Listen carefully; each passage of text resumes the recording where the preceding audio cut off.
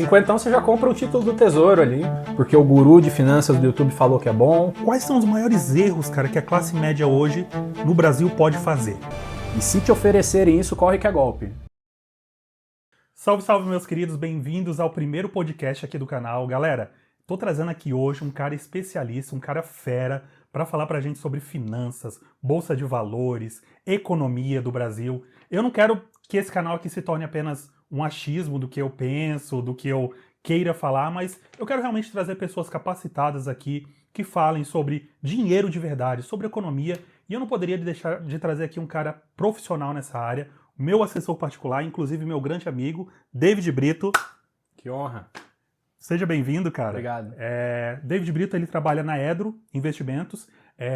Investimentos? Investimentos. É a especialidade da casa. Especialidade da casa.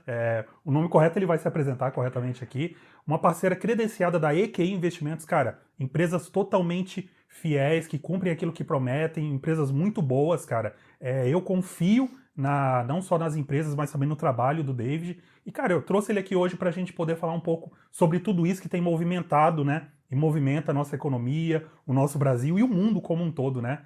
David, mais uma vez, obrigado por estar participando aqui comigo. E vamos começar já com pedrada, cara. Vamos começar com pedrada, que eu acho que é uma dúvida das pessoas que me assistem, uma dúvida que por muito tempo permeou comigo também. Por que, cara, que é tão difícil para a maioria das pessoas investir, principalmente no Brasil? É uma ótima pergunta. Bom, primeiramente, agradeço aí pelo convite. Bacana demais estar participando aí do primeiro podcast aí do canal. Agradeço aí pelo espaço para a gente poder falar um pouco desse assunto tão importante, que é gestão financeira, investimentos aí na prática, um assunto que para muitos ainda é um assunto delicado. Tem gente que simplesmente não gosta de falar sobre isso, mas eu gosto de levar uma linha de desmistificar. É um assunto que é bastante importante, já começar com uma boa pergunta como essa, né? Um assunto que de fato traz bastante receio, né? De maneira geral. Muita gente tem acho que eu posso dizer um certo preconceito em relação a investimentos, qualquer coisa que alguém comenta sobre isso inicialmente, a pessoa pensa ali logo na pior coisa possível, né? Meu primo que perdeu 50 mil apostando em opções, porque não sabia o que estava fazendo. Meu cunhado que comprou um curso de day trade, viu que era furada e pulou fora, sabe? Então, tem muita gente que vai por essa linha de entender ali que é algo a se evitar. Só que é justamente o contrário, é algo que tu tem que entender como é que funciona e trazer isso a teu favor, né? Na prática, eu diria que o principal motivo para as pessoas meio que se esquivarem desse assunto é uma questão de um preconceito, se assim podemos dizer. Uhum. E você acha que existe assim um valor mínimo hoje, cara, que a pessoa deveria começar a investir ou não? Primeiro, talvez ela se organizar financeiramente, depois ela começar a pensar em ir para uma assessoria e pensar em investir mesmo em bolsa, em renda fixa ou mesmo uma caixinha do Nubank. Que dica que você dá assim? O que a pessoa poderia começar a investir? Quanto? Tem algum mistério sobre isso ou não? Cara, 50 lá mesmo, eu acho que já vale diante da situação que o Brasil, porque a gente já vive, de pessoas que vivem muito endividadas e nós sabemos que, infelizmente, o nosso salário mínimo é baixo, comparado também, né, o que a gente paga nos insumos, as coisas, aluguel e tal. Talvez a pessoa não consiga guardar nem 50 reais, mas já vale, cara, cinquentão? Com certeza. Cinquentão? Com certeza. Cinquentão você já compra o título do Tesouro ali. Olha aí. Cinquentão você já compra alguma ação, algum fundo imobiliário, a depender do ativo. Você consegue acessar diferentes tipos de investimento com valores bem baixos, né? Qual que é o pontapé inicial? O primeiro ponto é tu organizar tuas finanças de modo que sobre algo no fim do mês, né? Não adianta nada você fazer teus investimentos ali se você estiver devendo fatura de cartão, tiver com dívidas, pendências, enfim, resolve isso primeiro. Você vai depois me agradecer por isso, porque vai te dar uma sensação de paz de espírito muito grande. Uma vez que esteja sobrando um valor ali no mês a mês, claro, a gente entende, a gente sabe como é que é a realidade aqui no Brasil, custo de vida muito elevado, inflação elevada. A gente vê muitas profissões bastante importantes também que têm uma remuneração muito aquém do que a gente gostaria que fosse, né? Funções importantes aí para a sociedade, policiais, bombeiros, professores, por exemplo, acabam tendo ali uma remuneração não tão equivalente aos benefícios que eles geram para a sociedade, né? Isso é um problema bastante relevante. Mas tendo ali uma sobra no teu orçamento pessoal no mês a mês, cara, guarda, monta a tua reserva de emergência primeiro. Boa, Esse boa é o dica. primeiro ponto. Monta Eu a comecei reserva de com emergência. isso, eu comecei montando minha reserva de emergência. Não dá para começar a construir uma casa pelo telhado. Né? Não vai para algo mais arriscado antes de ter a tua reserva. Antes de ter algo que vai te trazer tranquilidade, porque isso é o que vai fazer você dormir bem na prática. Depois que você está com uma reserva estabelecida, está sossegado, aí sim começa a buscar algo um pouco mais detalhado, algo um pouco mais aprofundado. Juntou um capital bacana ali, pensa que pode trazer valor para você também, buscar um acompanhamento profissional, aí faz total sentido você estar assessorado por um profissional do mercado que vai estar olhando para coisas que você não vai estar conseguindo olhar, pela correria do teu dia a dia mesmo. Então eu diria que o passo a passo para você construir o teu sucesso nos investimentos é por aí. Beleza, guardei hoje minha reserva de emergência. Qual a dica de quantos meses mais ou menos você acha que eu tenho que deixar guardado ali do meu salário para possíveis, né, intempéries da vida? É uma ótima pergunta. A resposta é que depende, tá? Depende ali da tua estabilidade de renda. Né? Um funcionário público, por exemplo, que tem uma previsibilidade um pouco maior no mês a mês. 6 meses você está tranquilo, de maneira geral. Agora, um profissional autônomo que tem uma renda que oscila muito no mês a mês, eu sugiro ali de 10 a 12 meses, né, da tua despesa mensal. Qual que é o racional disso? Ficou sem renda? Que essa reserva te cubra ali até que você encontre uma nova fonte de renda. Essa é a linha. Legal.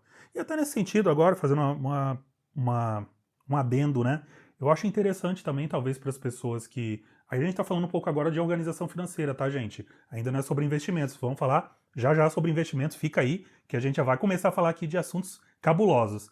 Mas eu acho interessante também, talvez a pessoa também, nesse momento, eu sempre penso dela ter uma segunda renda, se possível, né? Sim. Eu sempre bato nessa tecla quando a pessoa... A gente tá falando aqui de pessoas que ganham um pouco, tá, gente? Um salário mínimo, um salário mínimo e meio. Você que quer prospectar mais coisas, galga, né? Pensa em fazer cursos, se profissionalizar. A gente sabe como que é difícil. Então talvez ter ali uma segunda renda, uma coisa que você consiga fazer aos finais de semana também. Isso vai ajudar você chegar mais próximo da sua reserva de emergência mais rápido, né? Ao invés de você só ter ali, eu ganho um salário mínimo e eu preciso de 12 meses, ou seja, vai precisar ali um pouco mais de... Enfim, tem que ser bom nas contas aí. 12 vezes um salário mínimo, você pode chegar mais rápido, né, se você tiver uma segunda renda. Algo ali que você consiga ganhar ali, pelo menos, vamos dizer, uns R$500 a mais no seu mês, já vai ajudar bastante, né? Mas agora pulando um pouco, David, eu acho que assim, a gente tá falando agora de pessoas que já tem ali uma grana para investir, já tipo, poxa, eu já tenho meu carro, já tenho uma casa, a famosa classe média, não sei se a gente pode dizer hoje em dia no Brasil, classe média baixa. Quais são os maiores erros, cara, que a classe média hoje no Brasil pode fazer? É querer dar um passo maior que a perna. Clássico. Isso é normal, né, cara? Normal, Acontece muito, normal. né? Acontece demais. A pessoa começa a se vislumbrar, vamos dizer assim. Vê ali que está conseguindo ganhar uma grana boa, naturalmente passa a consumir um pouco mais. Então, se antes a pessoa tinha ali um custo de vida de 5 mil, passou a ganhar 10, ela vai passar a consumir 10. Numa tendência, tá? Claro, tem gente que tem um direcionamento maior para poupar. Tem gente que entende a importância disso. Mas acontece muito de as pessoas buscarem ali aumentar a qualidade de vida de maneira geral, que é legítimo, tá? Faz sentido, é algo que é bacana, é algo que muita gente merece mesmo pelo tanto que trabalha. Não vou dizer para você cortar ali o restaurante, cortar a despesa, Cortar o cafezinho, a viagem para guardar tudo, ser muquirana, não, aproveita. Tá ganhando uma grana boa? Pô, aproveita, mas lembra de guardar também, isso é importante. Né? E eu posso dizer assim que o erro clássico é querer aumentar muito o padrão de vida quando a renda aumenta expressivamente. Quem mais tem sucesso, se assim posso chamar, na construção de patrimônio, isso independente do objetivo, seja comprar imóvel, seja viajar, seja aposentar 5, 10 anos antes, é quem mantém o padrão de vida um pouco abaixo, mas foca em guardar um pouco mais nos primeiros anos. Depois, conforme você vai crescendo profissionalmente, vai ganhando uma grana um pouco maior, aí você passa a aproveitar um pouco melhor. Entendi. Eu acho que saber esperar nessa essa arrebentação primeiro, Exato. né? Entender também, né? Eu sempre penso, David, que quem gasta, o investidor, ele tem que saber o seu perfil também. Sim. Por exemplo, eu sei, já teve vezes que eu falei pro David assim, eu falei, David, eu quero ser mais agressivo esse mês, cara, esse ano. A gente vai ser mais agressivo. E aí ele perguntou pra mim, né, por quê, o que você acha disso? Porque eu já me conheço como investidor. Eu sei que eu não vou daqui pra amanhã pegar e trocar o meu carro, que hoje custa 40 mil, por um carro de 200 mil.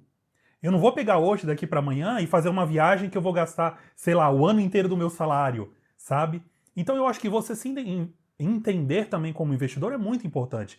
E nesse Sem sentido, as pessoas não se conhecem. Elas falam assim, não, se eu ganhar 10 mil reais, 5 mil reais a mais, aí tudo vai se resolver.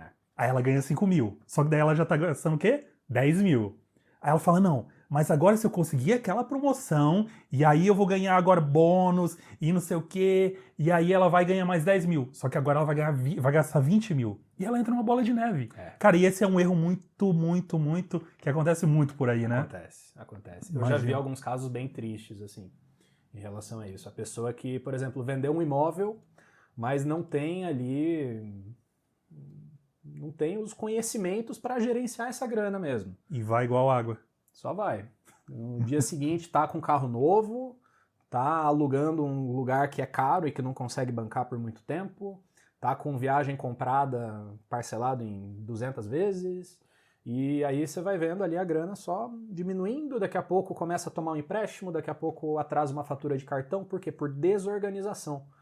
Né? Não era por falta de capital, a pessoa tinha o capital, mas não estava, de repente, tão bem assessorada, de repente estava ouvindo alguém que deu um conselho não tão bom.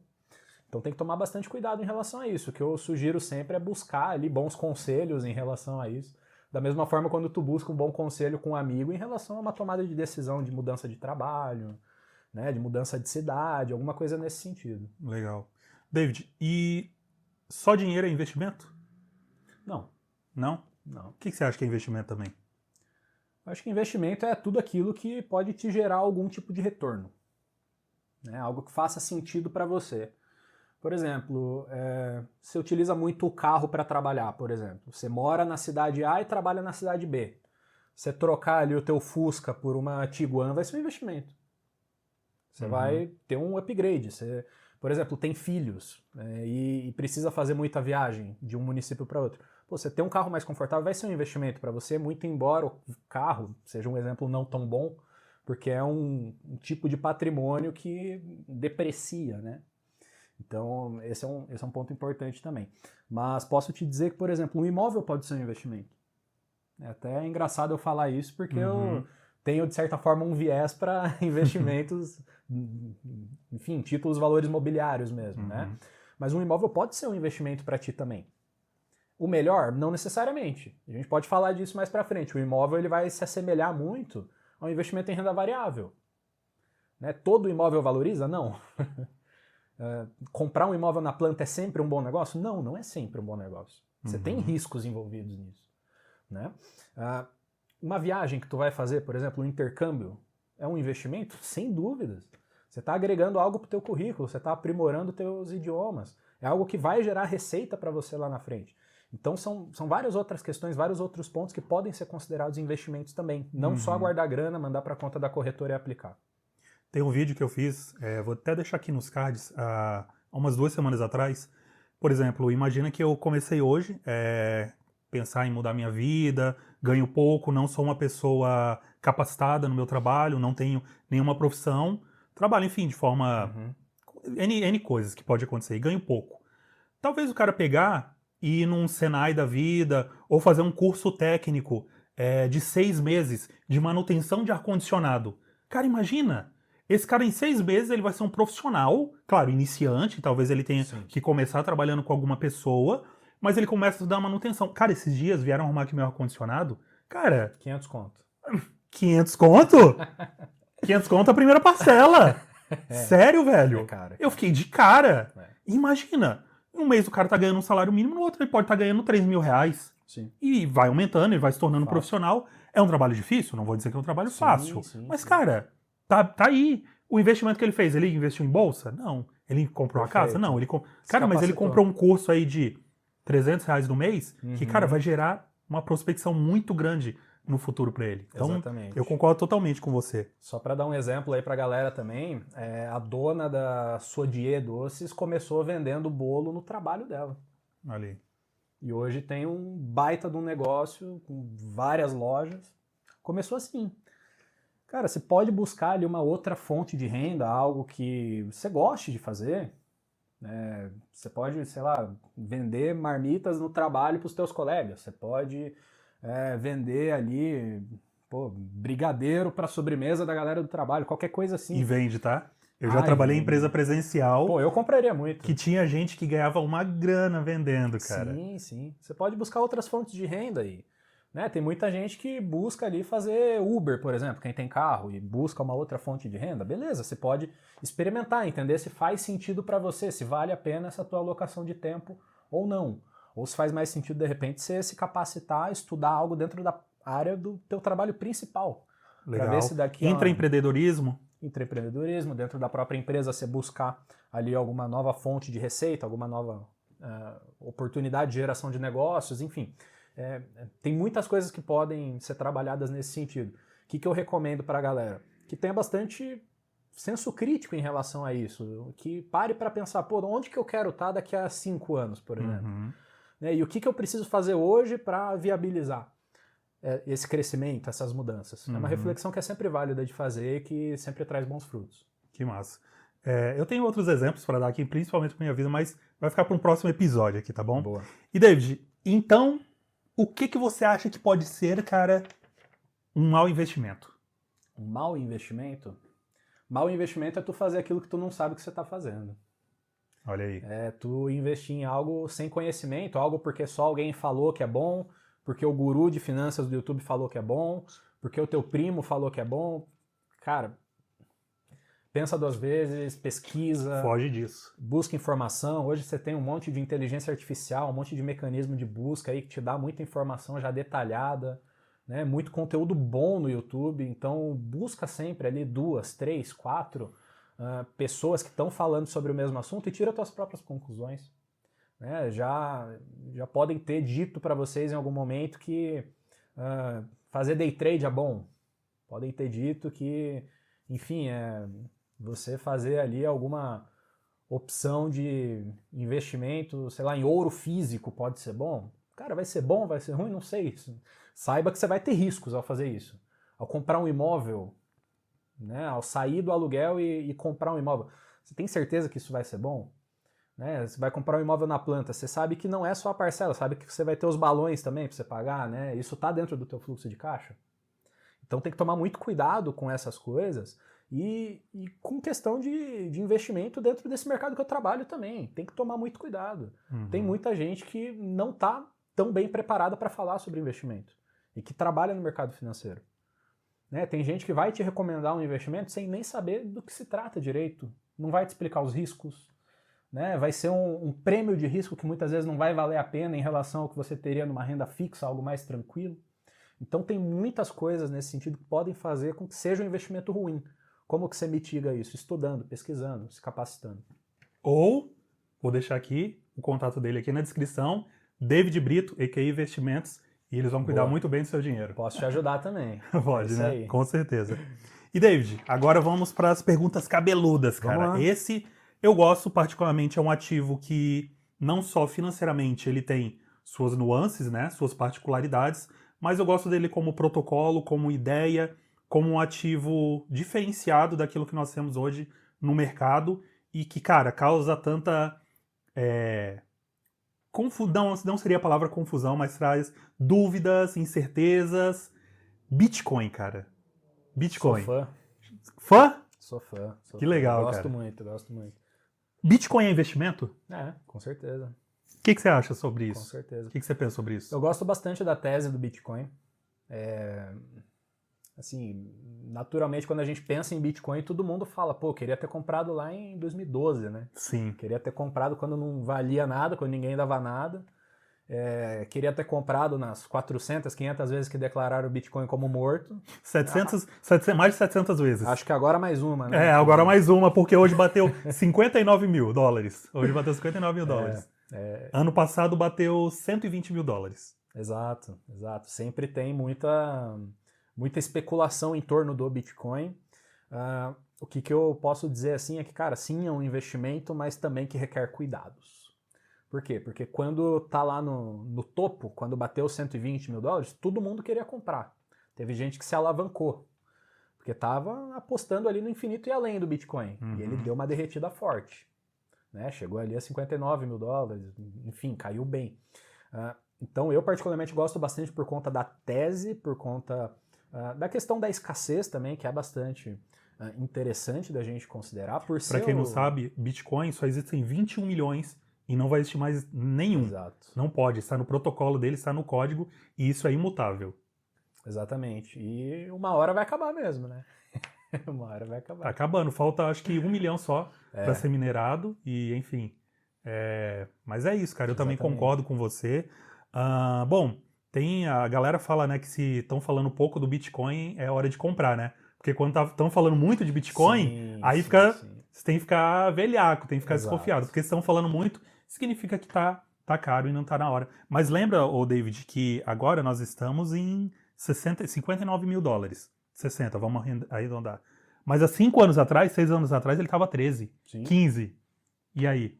Exato. Eu acho que você só precisa ter também um pouco de... E aí, tá um exemplo. Você acha que o Bitcoin pode ser o primeiro ativo que eu posso investir? Ou você acha que não, talvez a gente poderia ir para a linha mais conservadora depois, claro, de uma reserva de emergência bem administrada? Eu penso que a reserva de emergência é o ponto de partida. Isso é inegociável. Pensa o seguinte, tu bota toda a tua reserva em Bitcoin. Tá? Tu juntou ali 40 mil reais e alocou em Bitcoin. Deu uma dor de barriga, deu algum problema grave ali, alguns meses depois, e tu teve uma desvalorização forte ali nos teus Bitcoins. Você vai precisar vender com prejuízo, você vai precisar liquidar antecipadamente a tua posição, indo contra a tua intenção de investimento para longo prazo, porque tu teve uma emergência. Pô, não seria melhor tu ter uma reserva ali, num tesouro Selic da vida, para não mexer no teu Bitcoin? Né? Então a resposta é, cara, monta a tua reserva primeiro, tem ali a tua segurança financeira, depois você busca investimentos um pouco mais sofisticados. Legal. Pegando um gancho do que você falou, longo prazo, o que o público precisa entender sobre isso, cara? Cara, longo prazo é algo assim que tu não tem intenção de se preocupar com isso nos próximos meses, nos próximos anos. Pensa em longo prazo como sendo ali 4, 5 anos. Tá? Quando eu invisto numa ação, por exemplo, o que eu espero? Embora ela tenha liquidez em 2 dias, né? Se eu quiser vender, é rápido para o valor retornar. O que eu espero? Eu espero que eu, me tornando sócio dessa empresa, de um negócio que eu sei que é bom, de um negócio que eu sei que é lucrativo, tem consistência nesses lucros, um negócio que tem dívidas bem controladas, que está num preço justo em relação ao valor patrimonial, etc. Eu espero que, me tornando sócio desse negócio, em 5 anos, meu capital cresça bastante. Né? E a bolsa, ela sobe caindo, né? Então ela sempre tem essas oscilações. Então eu não posso ter uma mentalidade de curto prazo ao comprar uma ação, por exemplo. Se sair algum balanço da empresa que desagradou meia dúzia de investidores, o preço despenca. Só que se eu estou focado no longo prazo, se eu espero o resultado dessa semente que eu estou plantando hoje daqui a 5 anos, aí faz muito mais sentido. Então é uma questão de mentalidade mesmo, uma questão de ajuste de expectativa para que você possa tomar as melhores decisões. E no quesito liberdade de expressão, isso acho que fica bem mais em ênfase, né? Porque, vamos colocar aí um longo prazo mesmo, assim, 30 anos. Hoje em dia as pessoas entram em dívidas, boas ou ruins, por 30 anos, seja um financiamento, seja uma coisa, e tudo ok. Mas guardar dinheiro por 30 anos para ter uma liberdade financeira, a gente tem que olhar muito bem para o longo prazo, né? Sim, entender onde a gente está entrando, se nós estamos dispostos a isso mesmo, né? Se nós estamos a guardar ali por 30 anos para lá na frente, né, termos uma aposentadoria com uma renda um pouco melhor do que, enfim, o INSS, né? Se nós formos realmente nos aposentar pelo INSS. Mas eu acho que realmente hoje em dia eu demorei para entender sobre tudo isso, sobre longo prazo e tal. Mas quando chegou os 32 anos de idade, que eu falei, olha, passou 30 anos assim, cara. Parece que Parece que dos meus 10 anos pra cá, assim, passou em 2 anos. Passa rápido. Passa muito rápido. Então, cara, daqui a pouco eu tô com 60. Sim. Será que não vale a pena eu começar hoje já, Sem né? dúvidas. A pensar nisso? E foi o que eu pensei e tem sido muito bom. Sem dúvidas. Inclusive, a gente tem algumas estatísticas bem tristes em relação à aposentadoria, né? Muitos dos supostos aposentados que a gente tem aí, aposentados pelo INSS, eles ainda são dependentes dos demais familiares ou precisam trabalhar ali até os 70, 80, 85 anos de idade para ter alguma renda, para ter alguma condição de viver. Por quê? Porque o INSS contribui ali com um valor pequeno dentro da realidade financeira da pessoa, quanto ao custo de vida dela, né? Então, galera, tem que construir a própria independência, tem que trabalhar em mecanismos para juntar essa grana no mês a mês, com calma, com tranquilidade, para que daqui a 30 anos você esteja resolvido financeiramente. Né? Que você não dependa de ninguém, que você não dependa do governo, não dependa de nenhum programa, tenha essa tranquilidade. Né? Se você aportar R$500 por mês durante 30 anos, cara, você se aposenta com bastante tranquilidade, pode ter certeza disso. E aí, naturalmente você vai ganhar mais dinheiro para aportar mais do que R$500 ao longo desse tempo. Mas considera uma média de R$500, que é algo que está aí, vai na realidade, obviamente não de todos, mas de uma parte considerável das pessoas. Dentro de uma questão de organização financeira, você consegue construir muita tranquilidade para ti e para tua família nos próximos anos. Legal. David, eu tô com uma grana hoje, tô em dúvida ainda, vai ser a primeira vez que eu vou investir. Quero conversar com você. Você me ajuda em todo esse processo, cara? Sim. De organização, de quanto eu vou ganhar. Eu tô pensando no longo prazo. Você me ajuda a entender quanto que eu vou ter daqui 30 anos? Sem dúvidas. Consegue? Sem dúvidas. A gente faz alguns cálculos, a gente desenha alguns cenários, a gente entende que a tua renda vai subir, a gente entende que a tua vida vai mudar e que talvez você queira fazer um upgrade no padrão de vida. Você queira viajar um pouco Quem não mais. quer, né? Quem não Quem quer? não quer, pois é. Você queira, enfim, investir em outros projetos teus, e isso é legítimo, tá? Então, dentro da dinâmica de trabalho que eu sigo com os meus clientes, sim, a gente desenha esses planejamentos, a gente monta uma carteira de investimentos, a gente entende os objetivos e o perfil de cada investidor e dá um direcionamento para que possa construir essa estratégia aí com muito mais tranquilidade. Legal. E o contato dele vai estar aqui embaixo, tá, galera? Cliquem aqui, mandem uma mensagem lá para ele que, ó, vai ser super top aí. Boa. E ele vai cuidar bem das suas finanças. Acabou o jogo? Top. 3-0? Ganhei. Deveria ter apostado nas bets. Não, faz isso não. Faz isso não. David, muitas pessoas olham apenas para rentabilidade. O que elas deveriam observar além do retorno? Outros dois fatores, risco e liquidez. O que a gente chama de tripé dos investimentos. Imagina esses três fatores: risco, liquidez e rentabilidade. É um tripé. Você não consegue em nenhum investimento ter os três de forma perfeita. Não consegue. Não existe um investimento que tenha essas três características de forma excelente. E se te oferecerem isso, corre que é golpe. Vê se a tua carteira está no bolso ainda. Vão estar te oferecendo algo que não está muito bem explicado. Tá?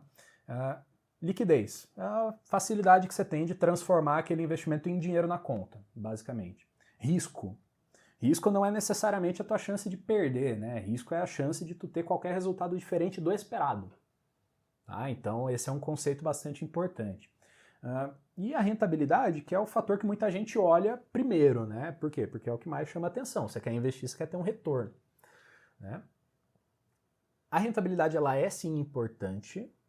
Tá? Você tem que selecionar bons investimentos que sejam eficientes e que mesclem da melhor forma esses três pés aí do nosso tripé. Né? Mas rentabilidade não é tudo, tá, galera? Se você for olhar aí o investimento que mais rendeu nos últimos 12 meses, não necessariamente ele vai entregar essa mesma rentabilidade nos próximos 12 meses. Esse é um ponto muito importante também. Né? E um outro ponto é o seguinte, você pode observar ali um investimento que te brilhou os olhos quanto à rentabilidade, mas quais são os riscos envolvidos nele? Né? Tu tem chance de ter grandes perdas se algo der errado? Tu vai ter acesso fácil a esse valor se tu precisar ou só daqui a 10 anos, daqui a 20 anos? Como é que é isso? Então rentabilidade não é tudo. É importante você olhar os outros fatores também. Nossa, interessante. Muito bem explicado. Não sabia desses três tripés. É importante. E o que você pensa, cara, sobre diversificação? Necessário. É a forma mais barata, mais econômica que você tem de fazer manejo de risco. né? Porque o que acontece? É aquele jargão, né? Não colocar todos os ovos na mesma cesta. Se um dos ovos tiver zoado ali, os demais estão ok. Igual tomate também, né, cara? De tomate. Acontece. Isso é importante dentro dos investimentos, cara. Muito importante. Que você tenha uma carteira bem diversificada. Pô, David, mas eu tenho uma carteira só de renda fixa. Cara, diversifica ela também. Pô, David, eu tenho só reserva de emergência. Dá para você considerar uma diversificação para ela também. Né? Você tem ali uma parte no CDB do teu banco e uma parte no Tesouro Selic. Uma parte no Tesouro liquidez 24 horas, caso tu precise resgatar num domingo, por exemplo. É bacana tu ter essa diversificação. Né? Dentro de uma carteira um pouco mais complexa, vamos comentar aqui uma carteira de ações, por exemplo. Por que é relevante tu ter uma diversificação? Para que você não fique muito concentrado em um único setor e tomar muito risco micro. Por exemplo, você adora empresas do setor de petróleo, por exemplo. Pô, eu quero ter aqui na minha carteira Petrobras, PetroRio e PetroRecôncavo. Cara, por que você vai fazer isso? Diversifica. Pega um pouco mais de empresas de outros setores. Pega uma empresa do setor de bancos, por exemplo, que é muito interessante aqui no Brasil. Uma empresa de transmissão de energia, por exemplo. Uma seguradora, enfim. Porque, cara, se deu algum rolo ali na questão do petróleo, vai impactar uma parte menor do teu patrimônio e as demais ações seguem subindo bem. Então, uma carteira bem diversificada, ela traz ali um manejo de risco muito barato para você. E costuma ser uma carteira mais eficiente. Tá? Podemos utilizar essa mesma lógica para uma carteira que tem tanto renda fixa quanto renda variável. Né? Eu sugiro que os investidores tenham ali uma carteira sempre aderente ao perfil. Né? Pô, Luiz, cara, não consigo ver meu patrimônio oscilando negativamente. Teu perfil é conservador, você tem que ter uma carteira de renda fixa. Pô, Luiz, cara, eu gosto de ter um pouco de emoção, assim, entendo que eu tomando um pouco de risco eu posso buscar um retorno um pouco maior. Cabe ali uma carteira um pouco mais arrojada para você. Mas também não dá para fazer besteira, não dá para utilizar ali 80% do teu patrimônio em ações e 20% em renda fixa. Isso vai ser ineficiente. É importante que você tenha um balanço, algo que te traga de fato uma eficiência no teu rendimento. Renda variável caiu bem, o restante da carteira segura essa volatilidade. Renda variável subiu bem, a renda fixa também continua subindo com consistência. Então, montar uma boa carteira passa muito por esses pontos. E meu trabalho é ajudar os clientes a entender ali, dado o teu nível de conforto com essas volatilidades do mercado, né, do investidor. o teu perfil, os teus objetivos, a tua necessidade de liquidez, qual que é a melhor carteira que a gente pode montar especificamente para ti. Legal. É nessa linha. E hoje nós estamos numa situação geopolítica muito com suas nuances, né, acontecendo no mundo todo. No Brasil, esse ano, nós temos eleições, nós temos a Selic hoje a 14,25%. O que isso pode impactar, cara, na vida do investidor, na vida do brasileiro como geral, na realidade? Sim. Queria um pouco sua opinião sobre isso. Boa. A única certeza que a gente vai ter nesse ano é a volatilidade. É a única certeza, porque você pode considerar outros fatores em meio a essas tantas mudanças aí, como, por exemplo, investimentos internacionais. Né? Toda a questão de, vamos discutir aqui, inteligência artificial é uma bolha ou não é? Né? S&P 500 vai começar a derreter porque os Estados Unidos vai entrar no cenário de estagflação ou vai renovar ali 8 mil pontos? Né? Você tem muita incerteza em relação a todos esses aspectos, lá no mercado internacional e aqui no mercado do Brasil, seja renda fixa, seja renda variável. Tá? Então, a única certeza que a gente tem é a volatilidade. Dito tudo isso, qual que é a melhor forma de você se blindar em relação a esses aspectos? É a resposta anterior, é tendo uma carteira bem diversificada. Aqui no Brasil, você tem uma renda fixa que paga muito bem. Né? O Brasil tem aí segundo maior juro real do mundo, só fica atrás da Turquia. Só que lá na Turquia você tem um contexto de inflação muito absurdo. Cara, olha essa informação, é bizarro isso. O Brasil tem um juro real maior que o da Rússia, que está em guerra. Há quantos anos que está em guerra? É absurdo, cara, é absurdo. Então, você investindo numa renda fixa, você consegue ter um excelente rendimento com um risco baixo. É relevante que você aproveite um pouco disso. Né? É importante que você se proteja da inflação, que você tenha títulos atrelados ao IPCA. Por quê? Porque é um ano de eleições. Né? E as contas do governo elas estão desbalanceadas já faz tempo. Então é interessante também que você tenha proteção contra a inflação na tua carteira. Beleza, a gente pode falar também do contexto aqui de empresas. Né? A gente tem bons negócios dentro da nossa bolsa, a gente tem empresas descontadas. Primeiro trimestre de 2026 foi muito bem aproveitado pelo investidor estrangeiro em relação a isso. Botaram muita grana aqui na nossa bolsa, surfaram isso e depois realizaram o lucro. Então aqui você tem muita oportunidade. Lá fora também.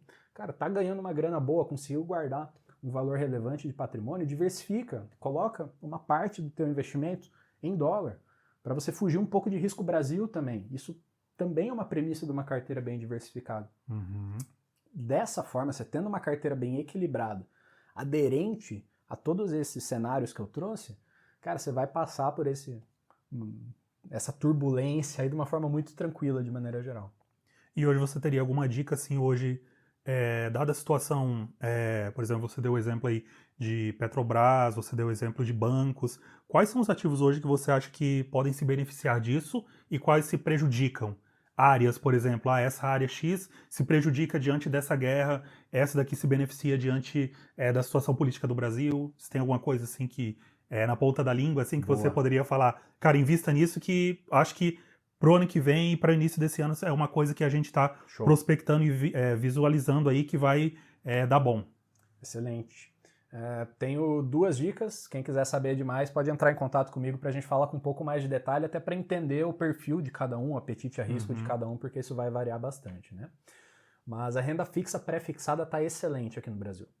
Você consegue travar, no bom sentido, uma taxa acima do CDI de hoje, 14,5% ao ano, e carregar essa taxa pelos próximos anos. Agora você imagina um empresário aqui no Brasil que vai ter que tomar crédito a 14,5% ao ano para colocar no negócio dele, para tomar risco trabalhista, tomar risco jurídico, para tomar risco de, enfim, sendo um estabelecimento comercial, de ser assaltado, invadirem a loja dele, né, ter dor de cabeça com um funcionário, com fornecedor, etc, etc. Pode ser furtado, pode queimar o Pode estabelecimento. acontecer um monte de coisa, né, para, no fim das contas, você entregar esse resultado. Cara, é triste dizer isso, mas aqui no Brasil está num momento bastante complicado para empreender, né?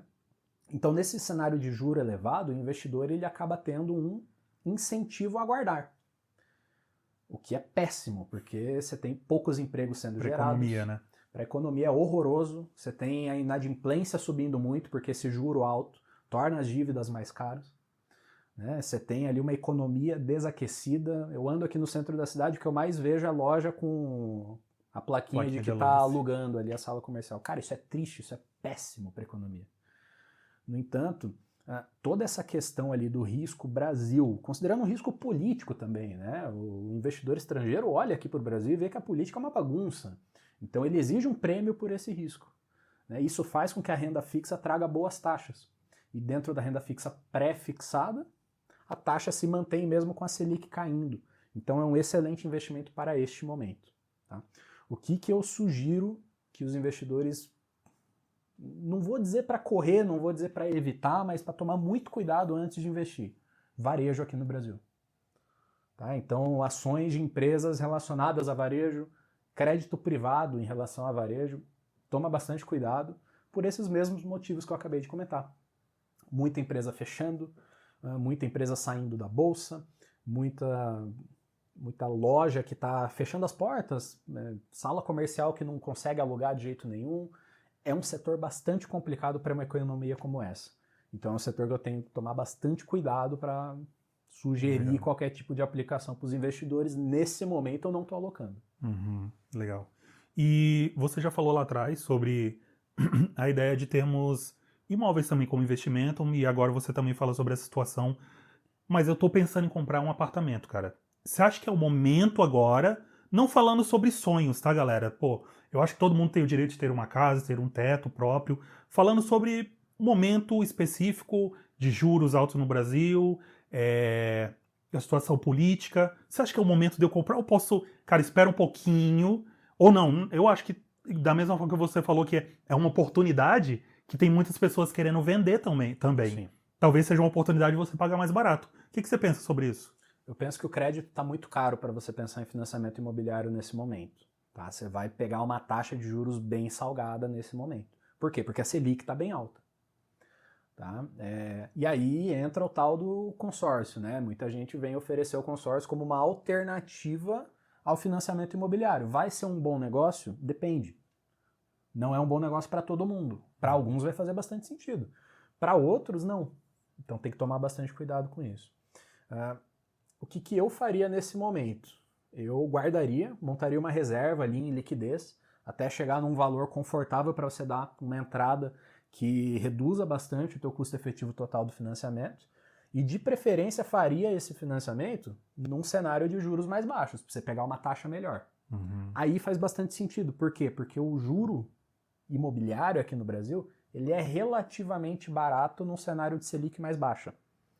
Então acaba sendo uma boa decisão que você toma. Nossa. Exatamente. Pensa que você pegou esse investimento que eu comentei, uma renda fixa pré-fixada de 14% ao ano, e você fez um financiamento imobiliário ali com um custo efetivo total de 8% ao ano, uma Selic um pouco mais baixa. Você está ganhando um spread de 6%. 6. É verdade.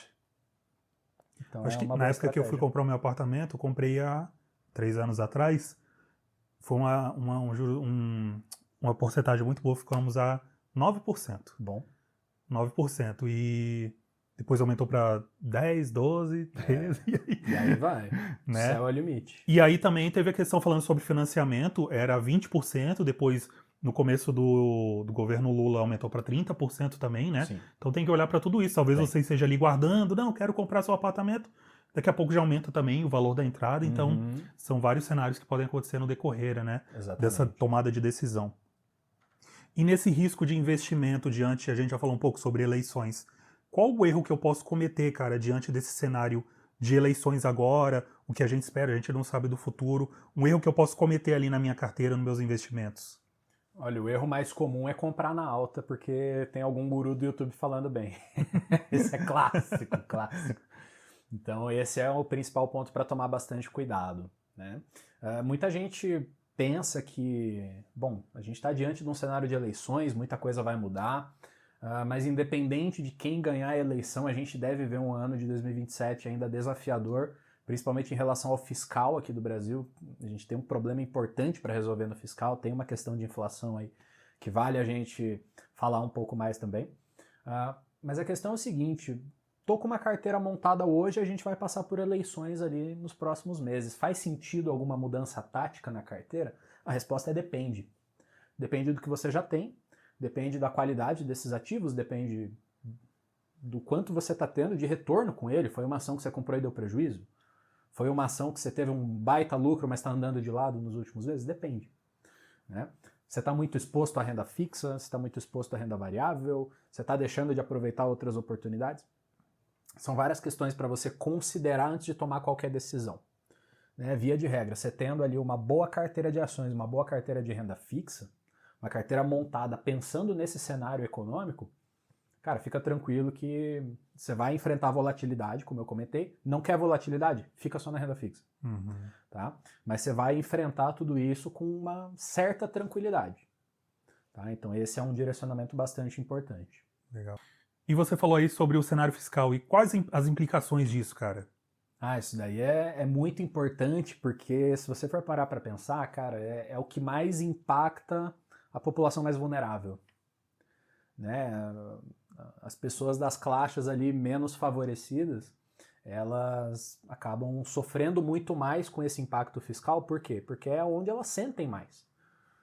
O preço da carne, o preço do leite. Perfeito, perfeito. A pessoa vai no mercado numa semana, na outra percebe que o preço do leite subiu. A pessoa tende a classificar a economia como ruim, naturalmente. E tem uma certa lógica nisso. O que é isso na prática? É o efeito da inflação. A inflação, ela é... O que é a inflação, cara? Explica pra gente. Boa. Inflação é a perda do teu poder de compra. Tá? Vamos imaginar que você tinha uma nota de 100 lá em 1994. Quando o real foi implementado, o plano real. Hoje, essa mesma nota de 100 compra o equivalente a R$13. Nossa. Cara, olha o quanto dinheiro perdeu o valor ao longo do tempo. Né? Então, você tem a sensação de que, antes eu comprava um carro popular com R$30 mil. Hoje um Kwid com 3 parafusos na calota é R$90 mil. Né? O que está acontecendo? Por que está assim?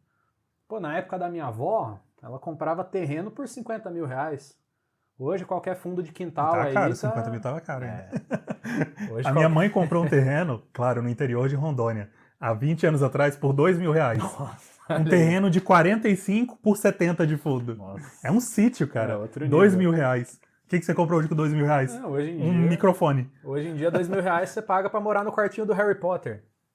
Né? É nesse Aí. nível, cara. Tá tudo muito mais caro e a gente sente isso no bolso. Por quê? Porque é a consequência da inflação.